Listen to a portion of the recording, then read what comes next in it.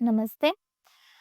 स्त्री रोग, hormonal disorders और आयुर्वेदीय चिकित्सा अनुभव का आज छठा भाग, अंतिम भाग देखेंगे। योनि व्यापक कर्म चिकित्सा। तो अष्टांग हृदय उत्तर तंत्र 34 चरक में भी, चरक योनि व्यापक चिकित्सा में भी यह श्लोक आया हुआ है। योनि व्यापत्सु भूयिष्ठम शस्यते कर्म वातजित। आप सबको पता है, स्नेहन स्वेद बस्त्यादि वातजासु विशेषतः पायेत्ताम बला तैलम मिश्रकम सुकुमारकम स्निग्ध स्विन्नान तथा योनिम दुस्थिताम स्थापयेत समाम पाणिनान नामयेत जिह्वाम। अगर उसकी आकृति, वो जिह्वाम मतलब सरक गई है, स्थान भ्रष्ट हो गई है, तो पाणिनान नमयेत संवृतां व्यधयेत पुनः प्रवेशयेन् निःसृतांच विवृतां परिवर्तयेत् कर्मभिः वमनाद्यश्च मृदुभिः योजयेत् स्त्रियं सर्वतः विशुद्धायाः शेषं कर्म विधीयते बस्त्यभ्यंग परिषेक प्रलेप पिचुधारणम। तो सर्वतः सुविशुद्धायाः शेषं कर्म विधीयते, तो पहले शोधन चिकित्सा करनी है। कोई भी स्त्री रोग में पहले शोधन चिकित्सा करनी है, उसके बाद में स्थानिक चिकित्सा का क्रम आता है। सो योनि कर्म जो ग्रंथोक्त है वो शोधन के बाद आते हैं। सर्वतः सुविशुद्धायाः शेषं कर्म विधीयते, और ये शेषं कर्म क्या है? बस्ती मतलब स्थानिक बस्ती, अभ्यंग, परिषेक, पिचु, प्रलेप वगैरह वगैरह। ग्रंथोक्त जो योनि कर्म है, योनि धावन, योनि परिषेक, धूपन, कल्क धारण, योनि लेप, पिंड धारण, पिचु, ये सब उन्होंने बोले हैं कि सप्ताहात विशुद्धति क्षिप्रम अपत्यम विंदति। ये सब करने के बाद एक हफ्ते तक ये करने के बाद योनि शुद्ध हो जाती है और क्षिप्रम अपत्यम विंदति। वर्ती कल्पना, उत्तर बस्ती, योनि अभ्यंग, धावन, ये सब उसमें आ जाते हैं।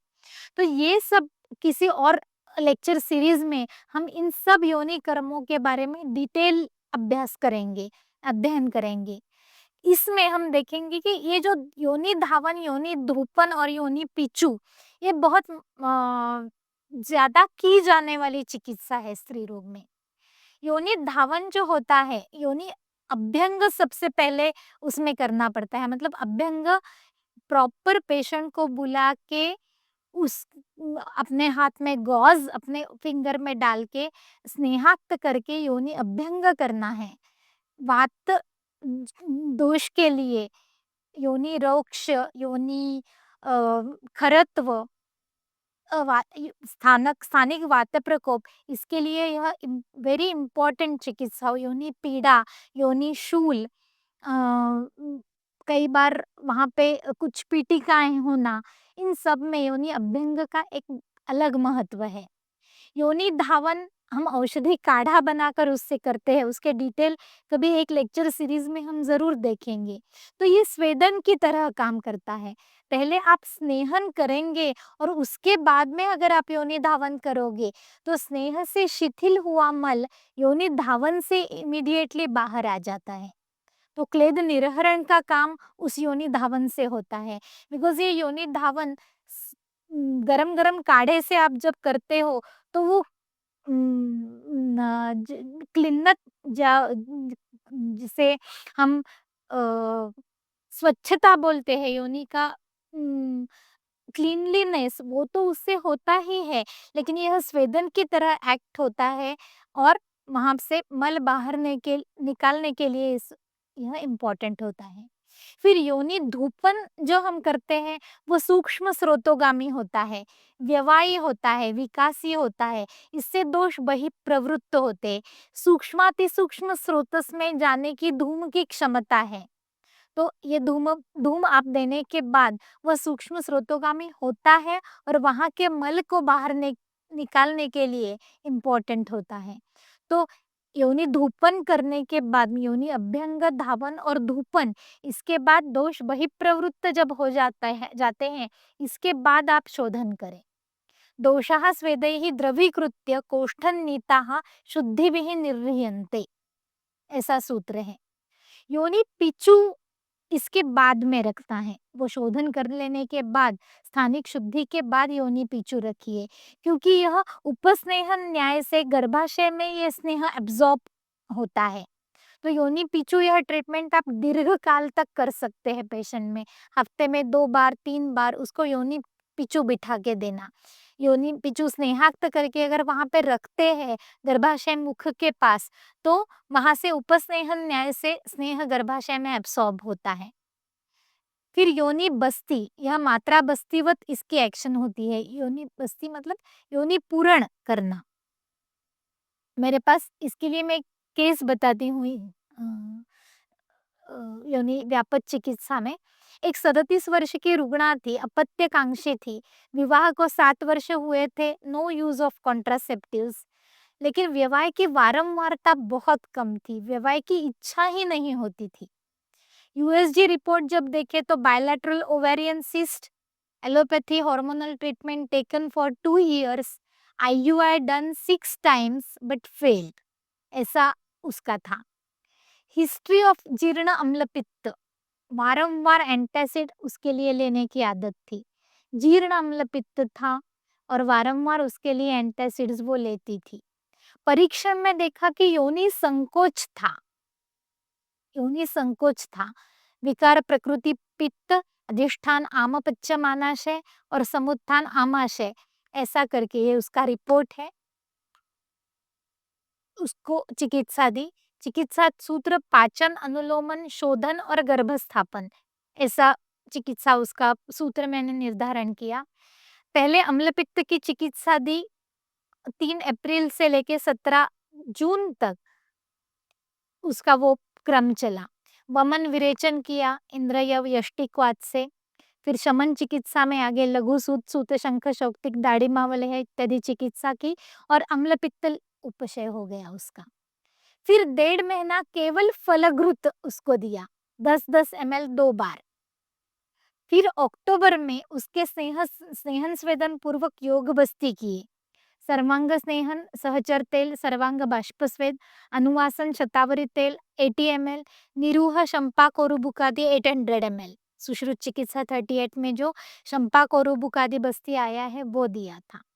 अभ्यंतर प्रजास्थापन गण, जीवनीय गण, सूक्ष्म सुवर्ण सिंदूर, प्रथम मासकल्प, पुष्पधनवा, लघु मालिनी वसंत, या मेरे कुछ यूज में मैं करती हूँ वो कल्प मैंने उसमें अलग अलग अवस्था अनुसार उसको दिए। पहले से लेकर बाद तक यही दिए ऐसा नहीं है, अलग अलग अवस्था अनुसार उनका यूज किया। समुपदेशन किया, काउंसलिंग इनमें बहुत महत्व। वंध्या में या अपत्यकांक्षी में जो बहुत पहले ट्रीटमेंट्स ले लेके अपने पास आती है, उनमें काउंसलिंग यह एक बहुत महत्वपूर्ण पार्ट निभाता है। क्योंकि अ, अपत्य जनना नाम इम्पोर्टेंट है कि आप उनको खुश रखें, आनंदी रखें। सो समुपदेशन चिकित्सा एक महत्वपूर्ण हो जाती है। और स्थानिक पिच, योनि पिचू, एरेंड स्नेह का, क्योंकि योनि संकोच था तो यह सब स्नेहन वगैरह चिकित्सा चल रही थी, शोधन हुआ और बाद में योनि पिचू का, एरेंड स्नेह का योनि पिचू रखा। योग बस्ती के बाद योनि पिचू कंटिन्यूअस थ्रू एंड थ्रू उनको दिया था मैंने। योग बस्ती के बाद उनको रजस्राव आया ही नहीं। 14/9 को मैंने यूपीटी की तो वो पॉजिटिव आई, गर्भिणी बनी वो, और प्राकृत प्रसव कन्या अपत्य जन्म था। तो हमने पहली स्लाइड जो योनि व्यापक चिकित्सा की देखी थी कि एक तो पहले शोधन करो, देन बस्ती, पिच्चू धारण, कल्क धारण वगैरह करो। तो उसी तरह से इनका पहले अम्लपित्त की चिकित्सा की, क्योंकि वो प्रधान हेतु था उनमें। तो अम्लपित्त की चिकित्सा थी, उसके लिए वमन विरेचन और शमन करवाया था। बाद में उनको योग बस्ती करवाए और थ्रू एंड थ्रू उनको योनि पिचू करवाए थे। तो उससे उनका ये केस सॉल्व हो गई थी। एक 20 इयर्स की रुग्णा थी, 2 वर्ष विवाह को हो गए थे, अपत्यकांक्षी थी, अनियमित रजब प्रवृत्ति, स्ट्रेस बहुत, चिड़चिड़ापन, इरिटेशन बहुत ज्यादा था। यूएसजी में बल्कि right ovary with polycystic appearance था, एएमएच लेवल कम थी, एलएच लेवल 4.52 थी। एलोपैथी हार्मोनल ट्रीटमेंट इसके लिए ऑलरेडी वो ले चुकी थी। उनकी योनि परीक्षण में बहुत क्लीनत्व था, बहुत क्लीनत्व था। हिस्ट्री ऐसे थी कि 4 वर्ष पूर्व व्यायाम करके भारक्षय किया, जिसके लिए उनको Zumba, full body workout, herbal milk shake, वो हर्बा लाइफ के कुछ होते हैं वो, इस तरह के अनेक-अनेक प्रयोग करके उसने व्यायाम करके भारक्षय किया। ये सब पिक्चर सामने आने के बाद केस का मैंने पाचन, अनुलोमन, स्नेहन, स्वेदन, योग बस्ती और प्रजास्थापन चिकित्सा, ऐसा उनका एक प्रोटोकॉल निश्चित किया। अभ्यंतर चिकित्सा में रसपाचन करने वाली चिकित्सा दी। फिर जून में मैंने सर्वांग अभ्यंग बाष्पस्वेदन पूर्वक योग बस्ती किए, जिसमें मैंने शंपाकोरुबुकादि निरूह ही यूज किया था, और बाद में एरेंडमुलादि निरूह जो थोड़ा ज्यादा तीक्ष्ण है। मतलब शंपाकोरुबुकादि और एरेंडमुलादि सिमिलर ही है, सिर्फ एरेंडमुलादि निरूह में 1/8 काढ़ा करते हैं हम। शंपाकोरुबुकादि में 1/4 औटाते हैं और एरेंडमुलादि निरूह में 1/8। तो ये ज्यादा व्यवायी, विकासी, सूक्ष्म, स्रोतोगामी और थोड़ा तीक्ष्ण हो जाता है, वीर्यवान हो जाता है। उनको फिर रजस्राव नियमित हो गया, जुलाई, अगस्त, सितंबर, अक्टूबर, इन महीने तो रजस्राव नियमित था। महाकल्याणक घृत स्नेह चिकित्सा की उनको, रसायन और शाम को, ऐसे महाकल्याणक घृत उनको यूज किया। सुवर्ण सिंदूर और प्रथम मास कल्प जैसे कल्प योजे। बाद में रजस्राव नहीं आया और गर्भधारणा हुई। तो ये सब हार्मोनल ट्रीटमेंट या लेने के बाद पेशेंट आते हैं, या इनमें कुछ हार्मोनल डिसऑर्डर है, ऐसा करके इन्वेस्टिगेशन लेके पेशेंट अपने पास आते हैं, और हमें उन केसेस को डील करना पड़ता है, और कई बार या बहुत सारी बार उनमें यश मिलता है। तो इन माय ओपिनियन हार्मोनल जो केसेस होती हैं उनमें हम इन चीजों को एड्रेस करें। मानस, चिंता, ताण, भयादि, जिन चिंत्यानां चाति चिंतनात्, इनको एड्रेस करें। रागादि रोगान, यह जो है, जिनमें पहले ही सूत्र में वाग्भट ने बताया है कि राग आदि जो है, इनमें जो अलग अलग तरह के विकार हमारे अंदर बनते जाते हैं, और उससे दोष प्रकोप, दोषों में दुष्टि और संप्राप्ति घटती जाती है। तो पेशेंट को भी समुपदेशन करना चाहिए कि you just keep away this रागादि थिंग। फिर ऋतुमती लक्षणों पे फोकस करना चाहिए, वही हमारे हार्मोन प्रॉपर है यह हमें बता देती है। आहार, अत्यंबुपान, विषमासन, अत्यशन, शुष्क विरुद्धासन, पेस्टिसाइड्स, फर्टिलाइजर्स एक्सेट्रा, जो directly hormones induced food products है, like cow milk, juicy fruits, जो डर्टी डजन करके एक लिस्ट आपको गूगल में मिलेगा, जो जो स्पेसिफिकली ये साइट्रस फ्रूट्स जो होते हैं, या सुंदर दिखने वाले ग्रेप्स वगैरह, इसमें कितने पेस्टिसाइड्स का यूज होता है, so that you have to take in consideration. अत्यासन, अव्यायाम, इनके जैसा विहार, पेशेंट को आपको बोलना ही पड़ेगा कि अत्यासन ये आपको अवॉइड ही करना पड़ेगा, इससे मध्य देह पीड़ा हो जाती है। क्योंकि अगर हम अष्टौ महावर्जित अष्टौ महादोषकर वर्ज्य विषय देखें, तो उसमें अत्यासन से मध्य देह पीड़ा होती है, और सब वो कोष्ठ अंग वहीं पे है स्थित। अव्यायाम, फिर रजस्वला परिचर्या पालन, दिनचर्या, ऋतुचर्या का पालन, ये सब आपको उनमें बताना पड़ेगा। देन आपको अवयव शैथिल्य और आशय दौर्बल्य, जो कि स्पेसिफिकली हार्मोनल ट्रीटमेंट लेने के बाद भी इनके बारे में आपको सोचना पड़ेगा। अग्नि विमानन जो बहुत होता है, तो अग्नि आपको स्थिर रखना पड़ेगा, अग्नि के लिए चिकित्सा करनी पड़ेगी, और अग्नि का महत्व आपको अपने वो केस स्टडी में लाना पड़ेगा, देखना पड़ेगा।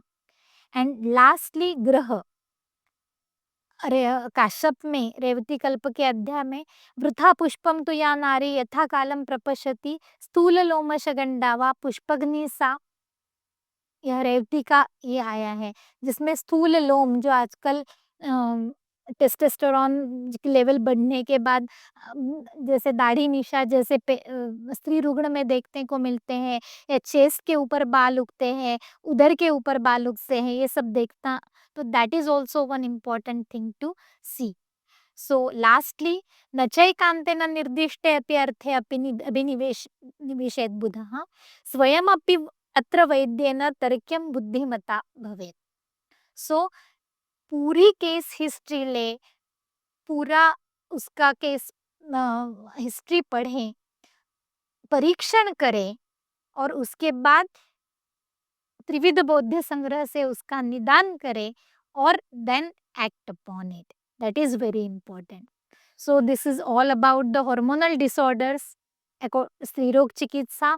मेरे कुछ अनुभव इसमें मैंने आपको बताए। कभी नेक्स्ट लेक्चर सीरीज में हम स्त्री रोग के जो कर्म है स्पेसिफिक, उनके बारे में देखेंगे। सो धन्यवाद।